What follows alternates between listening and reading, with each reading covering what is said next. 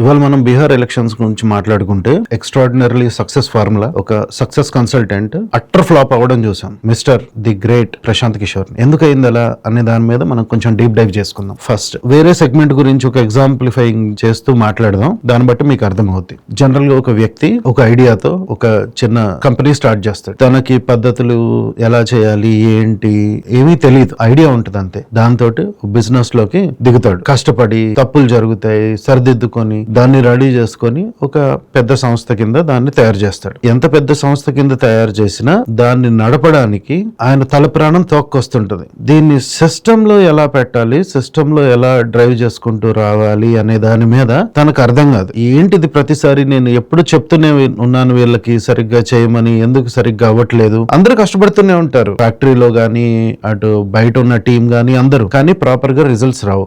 లేదు, దీనికి బిజినెస్ కన్సల్టెంట్లు అనే వాళ్ళు ఉంటారు. వాళ్ళు ఎక్కడ తప్పు జరుగుతుందో చెప్పి ఆ తప్పుని ఎలా సరిదిద్దాలో కూడా చెప్తారు అని ఎవరన్నా సజెస్ట్ చేస్తే మనం ఆ బిజినెస్ కన్సల్టెంట్లని కంపెనీలో పిలుచుకున్న వాళ్ళు వాళ్ళకి ఆ డొమైన్ నాలెడ్జ్ ఉంటే, అంటే ఆ ఇండస్ట్రీ గురించి ఆ బిజినెస్ గురించి వాళ్ళకి ఐడియా ఉంటే వాళ్ళు మనకి కరెక్ట్ గా సజెస్ట్ చేస్తారు. లేదండి ఇక్కడ ఇలా తప్పు జరుగుతుంది, ఇతను కరెక్ట్ పర్సన్ కాదు ఈ ప్లేస్ కి, అందుకనే చైన్ డిస్టర్బ్ అవుతుంది, ఇక్కడ ఈ పర్సన్ ని రీప్లేస్ చేయాలి, ఇక్కడ వీళ్ళని మోటివేట్ చేయాలి, ఇక్కడ మీరు సిస్టమ్స్ ఇన్స్టాల్ చేయాలి, సో దాని ప్రకారం ఇలా మీకు పాలసీలు ఉండాలి, కొత్తగా వచ్చిన వాళ్ళకి మన కంపెనీలో ఎలా నడుస్తుందో చెప్పాలి, ఆల్రెడీ ఉన్న వాళ్ళని ఆ సిస్టమ్ లోకి ఎలా తీసుకురావాలి అనేది స్టెప్ బై స్టెప్ గైడ్ చేస్తారు. సార్ మీరు డే 1 లో ట్రాన్స్ఫర్ అవ్వలేరు, ఫస్ట్ ఇది ఇంప్లిమెంట్ చేయండి, నెక్స్ట్ ఇది ఇంప్లిమెంట్ చేయండి, నెక్స్ట్ ఇది అని ఐడియా చెప్తారు. ఆ కంపెనీస్ సిస్టమ్స్ ఇంప్లిమెంట్ చేసి దాన్ని రన్ చేయడం తోటి స్కేలబిలిటీ పెరుగుతుంది, వాళ్ళు సక్సెస్ లోకి వస్తారు. లేదు ఆ డొమైన్ నాలెడ్జ్ ఉన్న పర్సన్ కాదు,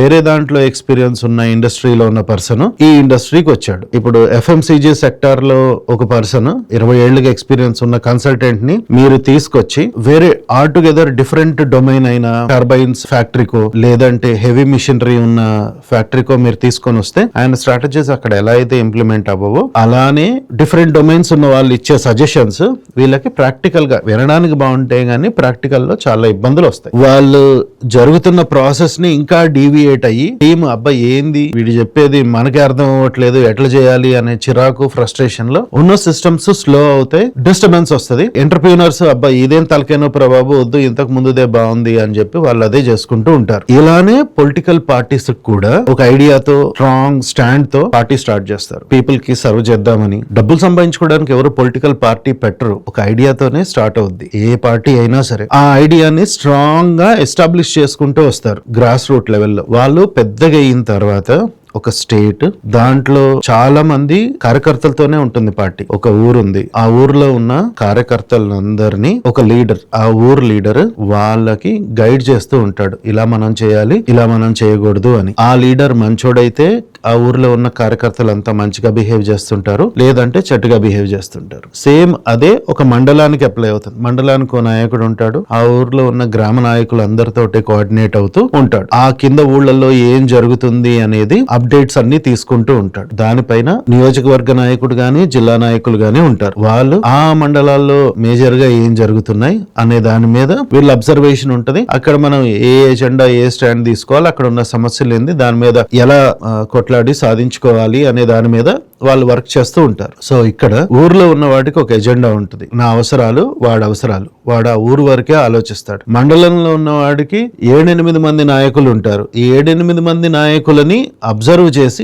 ఏది ఫస్ట్ ప్రయారిటీ అనేది చూసుకొని వాడికి చేస్తే వీడు చిన్నబుచ్చుకుంటాడు కాబట్టి దాన్ని హ్యాండిల్ చేసే పనిలో ఉంటారు. అలానే జిల్లా నాయకులు, అలా రాష్ట్ర నాయకులు, అలా దేశ నాయకులు. ఇదంతా ఒక చైన్ సిస్టమ్. దీంట్లో ఒక ప్రాసెస్ అనేది ఏమీ ఉండదు. ఎందుకు? కొన్నిసార్లు నాయకులు, మధ్యలో ఉన్న నాయకులు, గ్రామ నాయకుల దగ్గర నుంచి మండల నాయకుల దగ్గర నుంచి జిల్లా నాయకులు, నియోజకవర్గ నాయకులు, వీళ్ళు మారుతూ పోతూ ఉంటారు. దాంట్లో క్యాడర్ అనేది బాగా డిస్టర్బ్ అవుతూ వెళ్తుంది. ఎంత ఏజ్ వచ్చినా సరే ఒక పార్టీ 50 ఏళ్ళు 70 ఏళ్ళు 80 ఏళ్ళు 90 ఏళ్ళు ఉన్న కాంగ్రెస్ పార్టీకి తప్పలేదుగా ఈ ఇబ్బందులు. ఇలాంటి విషయాల్లో ఒక స్ట్రాటజిస్ట్ ఏం చేస్తాడంటే ఇలా ఒక స్టాండ్ ని ఇలా గ్రాస్ రూట్ లెవెల్లోకి తీసుకెళ్ళాలి, ఎలా కనెక్ట్ చేయాలి, ఎలా ఆర్గనైజ్ చేయాలి, ఎలా మనం సిస్టమేటిక్ గా ఒక స్టాండ్ మీదకి అందరినీ తీసుకురావాలి. ఏదన్నా ఒక ఎజిటేషన్ చేస్తున్నామంటే ఆ ఎజిటేషన్ ఎలా హెల్ప్ అవుద్ది అనేది. ఇది ఒక ట్రెడిషనల్ పొలిటికల్ ఎన్విరాన్మెంట్ కి భిన్నంగా ఈ ప్రశాంత్ కిషోర్ అనే అతను ఒక డిజిటల్ మీడియా ప్లాట్ఫామ్ ని యూజ్ చేసి ఎలా ఒక కంటెంట్ ని అగ్రిగేట్ చేసి ప్రజలలో ఒక ఆలోచన భావాన్ని అది అనుకూలంగా కానివ్వండి వ్యతిరేకంగా కానివ్వండి ఎలా తీసుకురావాలి అనేది తను ఆల్రెడీ సక్సెస్ చేసి చూపించాడు.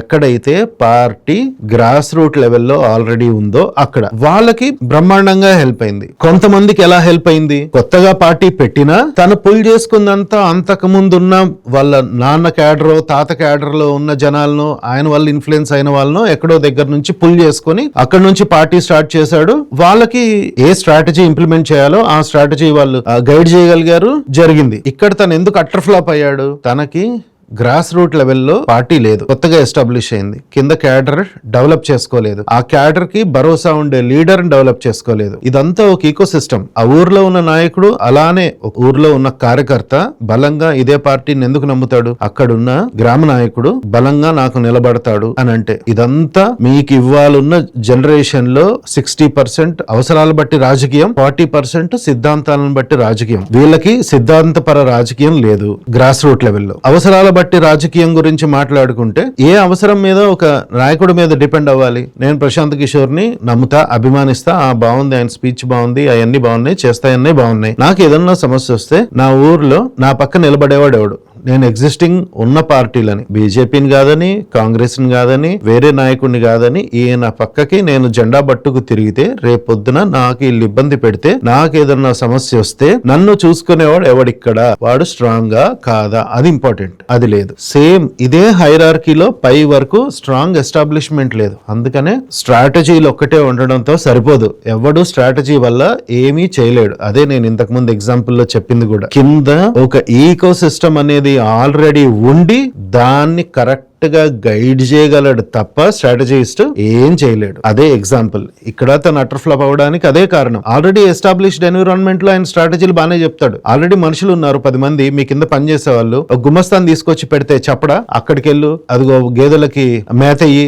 నువ్వు బో గేదెల దగ్గర గడుగు, నువ్వు పాలు పితుకు, నువ్వు పోయి కేంద్రంలో పోయి, నువ్వు పొలానికి మందు కట్టలు తీసుకెళ్ళు, నువ్వు ఆ పని చేయి చెప్పడం తేలిక. కానీ వాళ్ళందరినీ తీసుకురావడం, వాళ్ళందరితోటి ఆ పని సవ్యంగా చేసేలాగా చూసుకోవడం, ఇది హెడ్ఏక్ పని. నేను ఆల్రెడీ 10 సంవత్సరాలు గుమస్తా కింద పనిచేసా, నేను వాడికి చేయించా, వీడికి చేయించా, నేనే సొంతంగా చేసుకోగలను అని అంటే వర్కౌట్ అవ్వదు. అదే కారణం. అందుకే మీరు ఎప్పుడైనా చూడండి, ఎక్స్పీరియన్స్డ్ ఉన్న పర్సన్ ఒక కంపెనీలో 10-20 సంవత్సరాలు పనిచేసి పక్కకొచ్చి నేను చేయగలను అన్న ప్రతి ఒక్కళ్ళు సేమ్ సిస్టమ్ ని రెప్లికేట్ చేసి అటర్ ఫ్లాప్ అయ్యారు. సక్సెస్ ఎవరయ్యారు అని అంటే దాంట్లో ఉన్న గ్యాప్స్ ని ఐడెంటిఫై చేసి అది అక్కడ ఇంప్లిమెంట్ చేయడానికి ట్రై చేసి అక్కడ ఏవైతే అడ్డొచ్చాయో దాన్నే పక్కన ఇంప్లిమెంట్ చేయడానికి వాళ్ళు స్ట్రాటజీస్ రెడీ చేసుకొని దాని మీద వాళ్ళు ఇంటర్నేషనల్ ఇన్వెస్టర్స్ ని కలిసి ఇలా ఉంది సిస్టమ్, ఇది నేను నమ్ముతున్నా, ఇది ఇంప్లిమెంట్ చేస్తే బాగుంటది, ఇది ఇంప్లిమెంట్ చేయక అక్కడ ఆ ఇష్యూస్ వచ్చాయి, ఇది చేస్తే ఎక్స్ట్రాడినరీగా ఉంటుంది, ఒక కొత్త ఇండస్ట్రీ స్టార్ట్ అవుద్ది, లేదంటే ఒక నెక్స్ట్ స్టెప్ ఆఫ్ అడ్వాన్స్మెంట్